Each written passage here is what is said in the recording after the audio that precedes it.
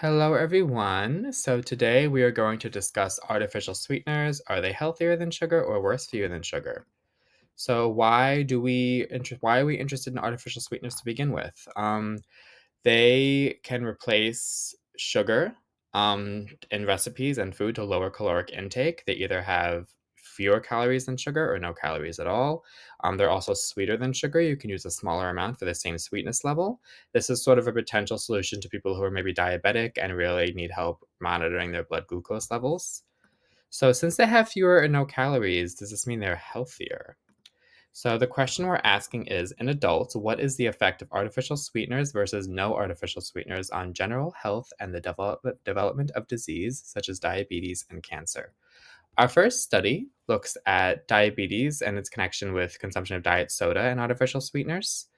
And this was looked at amongst the American Indian population, which is a population that has a high prevalence of obesity. The consumption was assessed through block food frequency questionnaires and a questionnaire for the sweetener specifically. Measurements were conducted with fasting insulin and glucose levels after participants fasted for 12 hours.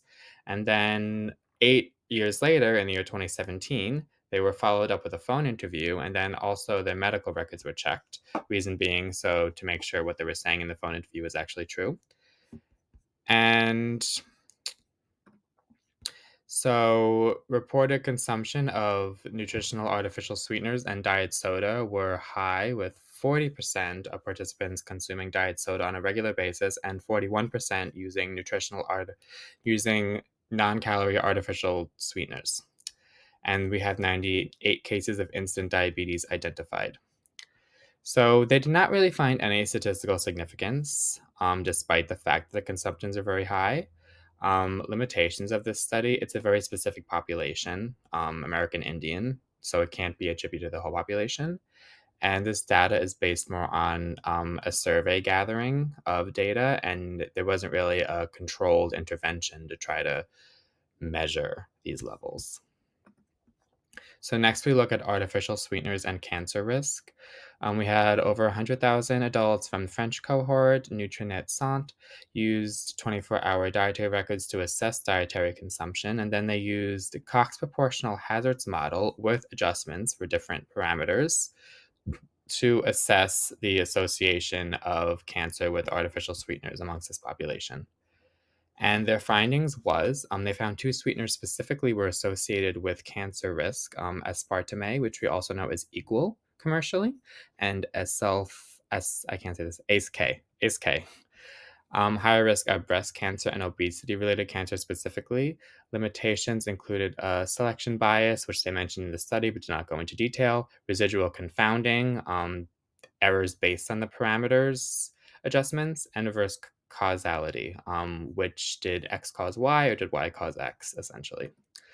So, lastly, we have artificial sweeteners on body weight and overweight and obese adults. So, this is a study that we really actually had a clinical trial. 154 participants assigned one of five sweeteners: sucrose, saccharin, aspartame, sucralose, and Reb A. And then we had baseline testing done in the first 5 days, appetite log, urine collection, X-ray absorptiometry scan, oral glucose tolerance test.